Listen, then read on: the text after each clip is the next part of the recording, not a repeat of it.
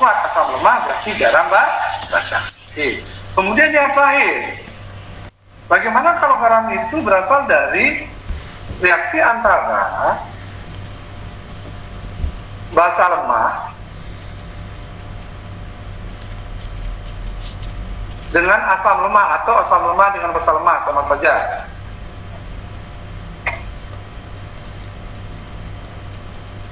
Ya.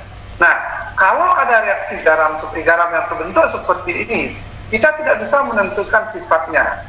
Kita bisa menentukan sifat dari garamnya saat diketahui Ka dan Kb-nya. Nah, di sini harus ada Ka, Kb. Nah, misalnya kalau Ka lebih besar dari Kb, maka garam ini bersifat asam. Kalau Ka lebih kecil dari Kb, maka garam ini akan bersifat basah. Ya, berarti kalau ada garam dari lemah dengan lemah, di soal tersebut harus dicantumkan Ka dan Kb masing-masing kation dan anionnya. Sifat dari garam itu tidak bisa kita tentukan. Ya, nah ya. Jadi, siapa tahu nanti saya bikin soal ternyata menentukan sifat satu garam, di mana garam itu berasal dari lemah dengan lemah, tapi saya tidak mencantumkan Ka dan Kb. Soal itu nggak bisa kalian jawab. Ya, seandainya saya salah dalam membuat soal seperti itu, misalnya soal saya, mohon diberikan sarannya, diingatkan. Contoh misalnya NH4 Cn ini sifatnya apa? Nggak bisa. Kita nggak bisa menentukan garam ini sifatnya apa, kecuali nanti diketahui Kb dari NH3 sama Ka dari HCN, baru sifat garam ini bisa ditentukan. Misalnya ternyata Ka sama dengan 10 pangkat min 5 sama dengan 2 kali 10 pangkat min 7 misalnya. Berarti di sini Ka sama Kb mana lebih besar? Oh, lebih besar Ka. Berarti garam ini bersifat asam. Seperti itu ya anak-anak ya. Nah, untuk sifat dari garam, ada yang mau kalian tanyakan?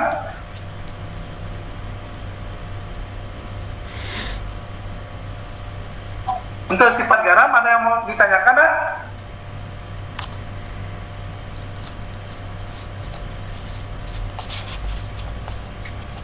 Halo, suara saya masih kedengaran? Cek. Halo? Masih. Oh, masih. Kok lama meresponnya? Saya kira hampir saya keluar pengen ngecek nih. Kalau masih, saya lanjutkan. Berarti karena tidak ada yang bertanya, saya anggap kalian ngerti. Nanti ada sesi terakhir tanya jawab ya. Saya harap kalian bisa menjawab nih. Kalau nggak bisa jawab nanti minus poin. Oke, kita lanjutkan yang berikutnya. Setelah kita belajar sifat dari garam, tentang yang kedua, kita akan belajar tentang reaksi hidrolisis garam.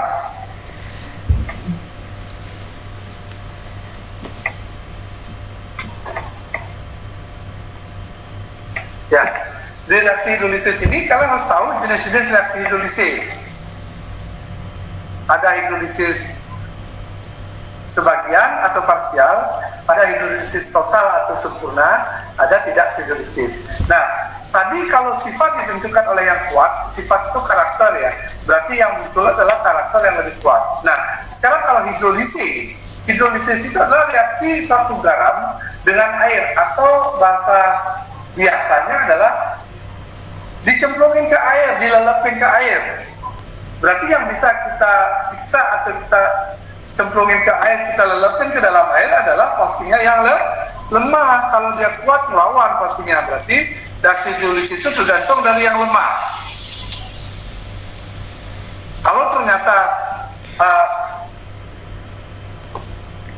lemah dengan kuat, berarti salah satu lemah, salah satu kuat ya. Maka reaksi hidrolisisnya nanti adalah hidrolisis parsial atau sebagian.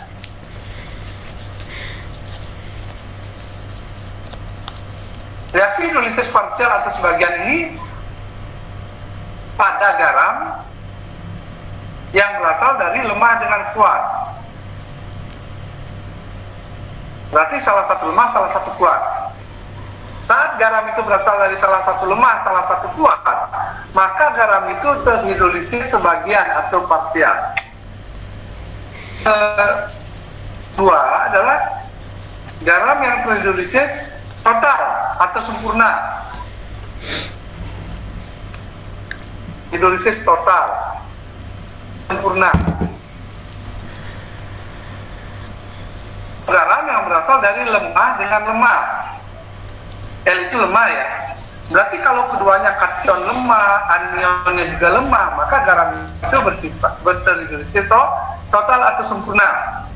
Kemudian yang terakhir mengalami hidrolisis.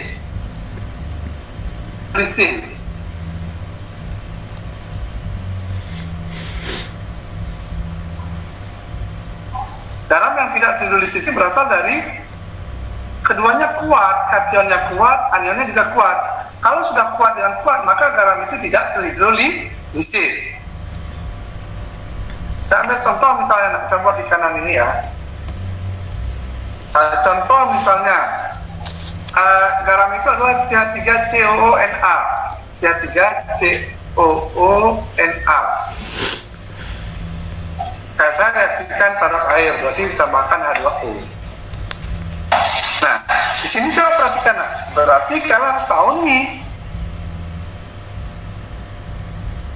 CH3CO ini akan kita menjadi CH3COO minus sama Na plus. CH3COO minus itu merupakan anion dari asam asetat atau asam lemah. COH ini akan hidrolisis. Berarti ini asam lemah. Ini kation dari basa kuat. Maka hidrolisis dari CH3COONA itu adalah hidrolisis sebagian atau parsial. Dengan air H2O, H2O, maka ini akan berubah menjadi CH3COOH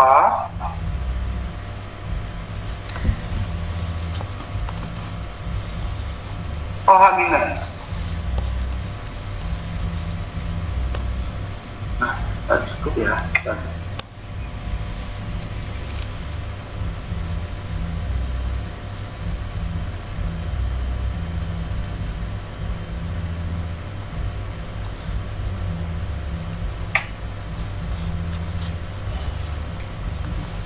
Tulis tulisannya ya.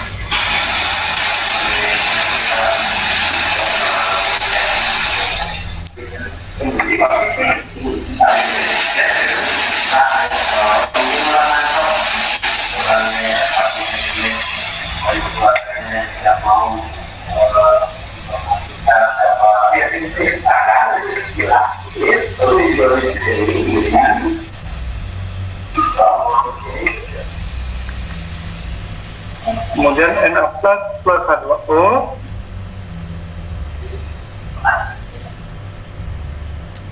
tidak mengalami reaksi. Kenapa?